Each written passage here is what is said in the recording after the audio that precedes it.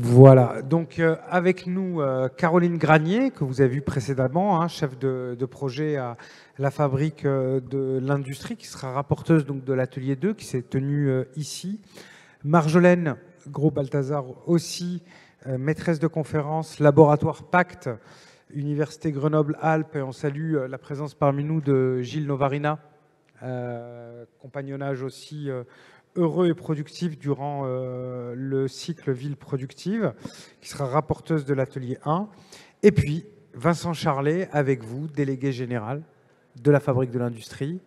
J'ai eu l'occasion déjà d'échanger en ligne par le passé. Un vrai bonheur, un vrai plaisir sur cette journée pour votre conclusion. Moi, je vais aller en salle. Si Caroline, vous m'autorisez. J'y vais.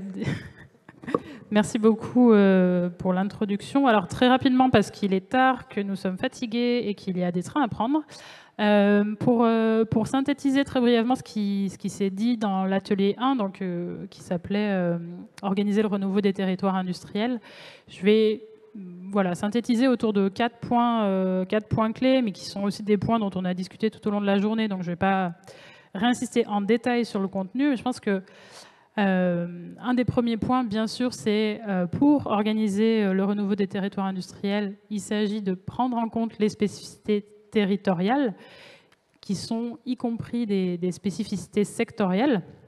Donc voilà, il faut composer avec ces spécificités en termes de secteur, de localisation, de compétences, d'histoire, de savoir-faire. Faire en sorte que le territoire réponde aux besoins industriels, mais aussi qu'en retour, l'industrie réponde aux besoins des territoires dans lesquels elle est implantée, donc aussi bien d'un point de vue social, économique qu'écologique. Donc on a abordé le dispositif territoire d'industrie, on a parlé aussi un petit peu gouvernance, avec l'introduction par le dispositif d'une gouvernance assez innovante, on va dire, parce que ça passe par des binômes industriels, autorités politiques publiques. L'un des intervenants rappelait aussi, et de façon importante, que les intercommunalités étaient relativement mobilisées sur cette question du renouveau, et pas uniquement sur des questions de soft, mais aussi de hard, c'est-à-dire qu'on a parlé un petit peu ce matin quand même de la matérialité de ce renouveau. C'est la raison pour laquelle une échelle d'intervention locale peut être adéquate. Deuxième point sur lequel je souhaite revenir, c'est la question des coopérations. Donc le renouveau passe par les territoires, mais aussi passe par ce qui se passe entre les territoires. Alors d'un point de vue horizontal, c'est-à-dire que les chaînes de valeur sont découpées entre plusieurs territoires. Il y a une division spatiale du travail à l'échelle de la France. Les chaînes de valeur sont aussi découpées bien sûr à l'échelle internationale, mais en tout cas pour penser ce renouveau, il faut tenir compte des interdépendances territoriales et accompagner aussi la création ou l'organisation, le développement de coopération interterritoriale. Là encore, sur des aspects aussi bien relationnels de type information, coopération, mais aussi sur des aspects très matériels pour réorganiser les flux vers davantage de circularité. Sur ce point de la coopération, je voulais aussi insister sur les coopérations interniveaux, multiniveaux, parce que donc, le renouveau des territoires industriels passe par l'échelle territoriale, mais par de multiples échelles territoriales, et il semble qu'il y ait une nécessaire mise en cohérence d'ensemble pour répondre aux grands enjeux nationaux qui ne sont pas, ou peut-être pas uniquement, une somme des enjeux territoriaux. Troisième point que je voulais aborder dans cette synthèse, c'est le fait que les logiques pour penser le renouveau des territoires industriels, ça passe par du développement industriel, entre guillemets, pur et dur, mais ça passe aussi par du développement territorial plus large, en particulier pour répondre à tous les enjeux territoriaux actuels, des enjeux de formation, des enjeux de soutenabilité, des enjeux d'hospitalité. Et donc le débat de ce renouveau des territoires industriels est à inscrire dans un débat plus large, il me semble, de réinvention des modèles de développement territorial. Et le quatrième point, alors qui n'a pas émergé de nos discussions, mais qui était une question qui a été posée dans l'audience et que je réadresse ici parce qu'elle me semble importante, c'est peut-on penser le renouveau de l'industrie sans poser la question de ce que nous devons produire ? Et il semble que c'est une question qu'on n'a pas beaucoup traitée aujourd'hui, alors qu'elle me semble importante. C'est pour ça que je me permets de la reposer à tous ceux qui sont encore parmi nous ce soir. Voilà, pour la synthèse de cet atelier 1.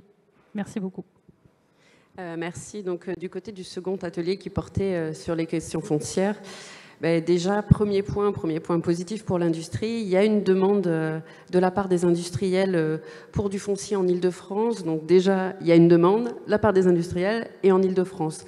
Donc ici, le premier point positif, c'est de se dire on a des industriels qui veulent implanter ou réimplanter des activités en France, mais pour cela, il faut les aider.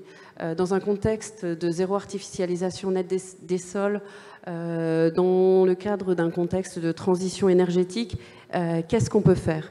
En fait, on pense toujours à qu'est-ce qu'on peut faire, mais en fait, il y a déjà des choses qui se font.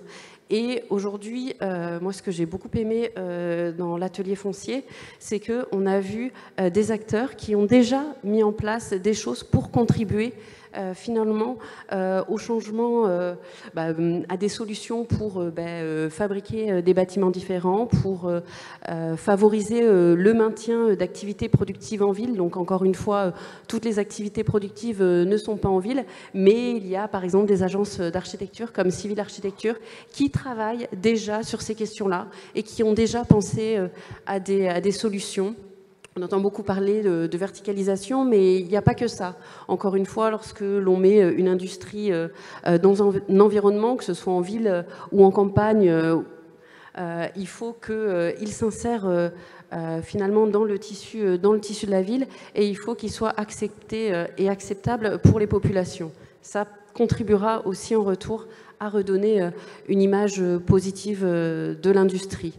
On a vu que d'autres acteurs, donc ce ne sont pas forcément des acteurs auxquels on pense finalement en premier lieu quand on parle du foncier à vocation industrielle, mais il y a des acteurs comme des fabricants de ciment qui pensent à fabriquer un matériau différent qui permettent en même temps de répondre aux objectifs de transition énergétique.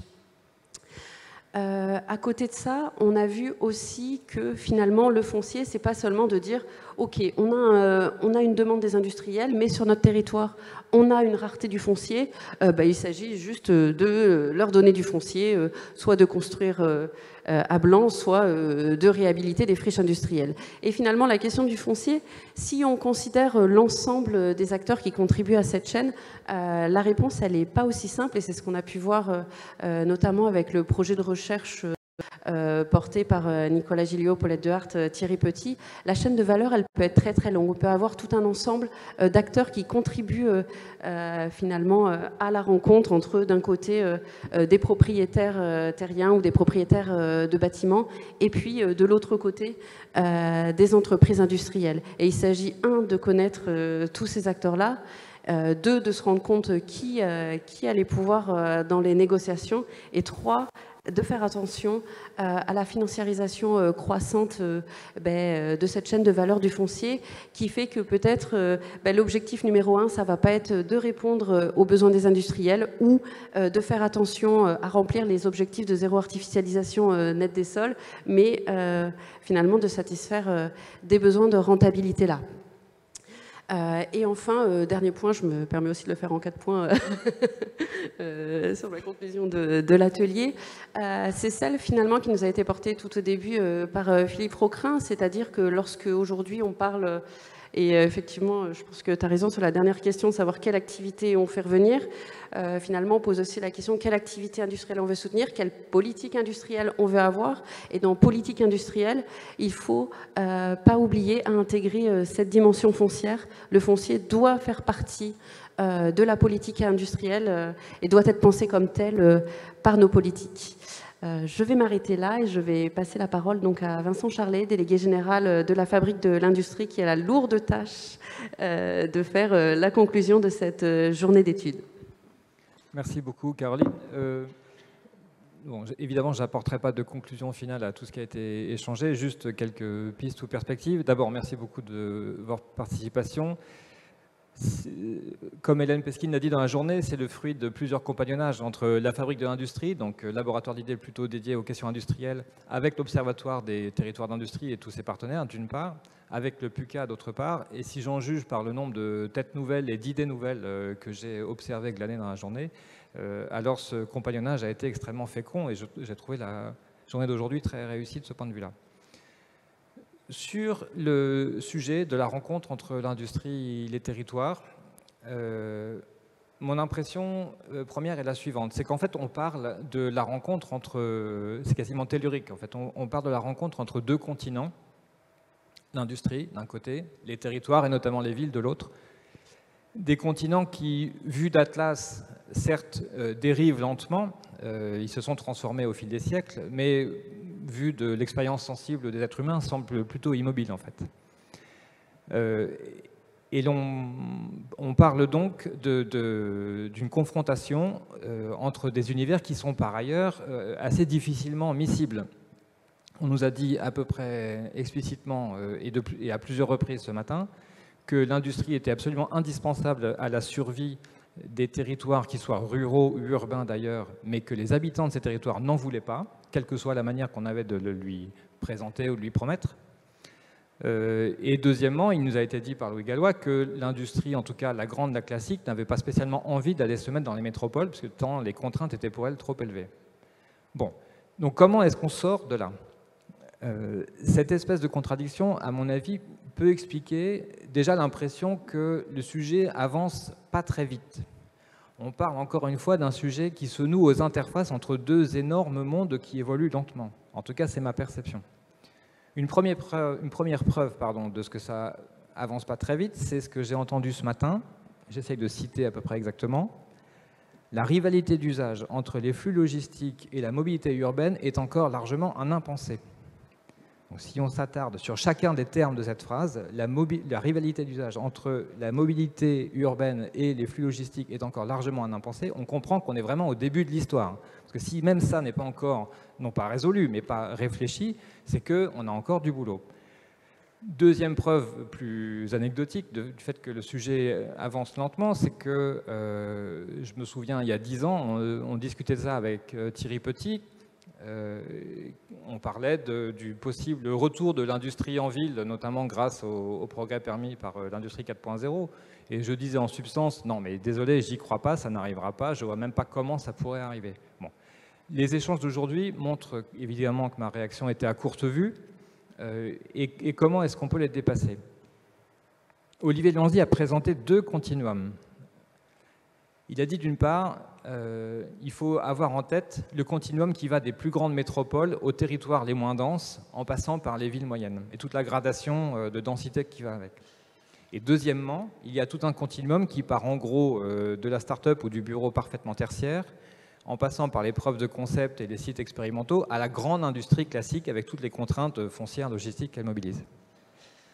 Aux extrêmes de ces continuums, je retiens des échanges aujourd'hui que rien n'a changé et n'a vocation à changer.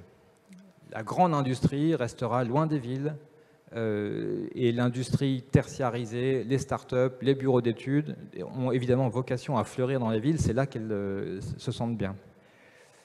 Et c'est à la croisée, en fait, entre ces zones grises et médianes de ces 2 continuums que se joue tout ce dont on est en train de parler là. C'est-à-dire qu'on est en train de chercher du renouveau, des boucles vertueuses, des archétypes ou des paradigmes qui soient un peu motivants, dans cette zone frontière, dans cette zone doublement frontière, donc par exemple, les questions qui sont posées, c'est comment est-ce que les petites villes ou les villes moyennes réussissent à garder leur PME ? Est-ce qu'on peut imaginer non seulement les startups, mais déjà les premières preuves de concept industriel à proximité des campus industriels ? Olivier Lanzy a dit, vous ne pourrez pas imaginer des campus universitaires à l'avenir si vous ne réfléchissez pas à cette question. Bon. Donc, on est quasiment dans le marginal, donc le doublement marginal. Exactement comme si des chercheurs en géologie expliquaient à des spécialistes des mines de fer, par exemple, vous savez, si vous creusez profondément et cher sous l'eau, au niveau de ces zones de rift où se rencontrent 2 plaques océanique, alors peut-être que vous trouverez des modules polymétalliques qui sont vachement intéressants. Et les gars répondent, oui, ben, pendant ce temps-là, nous, on creuse. On est, après, il me semble, dans le même niveau à la fois de détail et de recherche de paradigmes qui soient novateurs. C'est compliqué. Ça explique pourquoi, ça a été dit tout à l'heure, pourquoi l'économétrie, en gros, ne sert pas à grand-chose pour nous éclairer dans nos questions. Enfin, et pourquoi on a tant besoin d'études de cas telles qu'elles ont été mobilisées comme aujourd'hui. Pour moi, ça explique aussi pourquoi les catégories et les termes sont parfois même assez peu opérants. J'ai l'impression que pour comprendre ce qui se joue là, des mots comme ville, territoire, industrie ne nous apportent pas grand-chose. C'est aussi pour ça qu'on a du mal à se retrouver parfois, ou pour ça qu'on est tenté de répondre d'abord non à une question à laquelle on va finalement « ah oui, peut-être ». On a besoin, dans ces zones, encore une fois, médianes entre deux continuums, de nouveaux termes, de nouvelles catégories de pensée, à mon avis, faute de quoi les mécanismes qu'on cherche à mettre à jour sont largement invisibilisés par les catégories, qu'elles soient technocratiques ou académiques habituelles.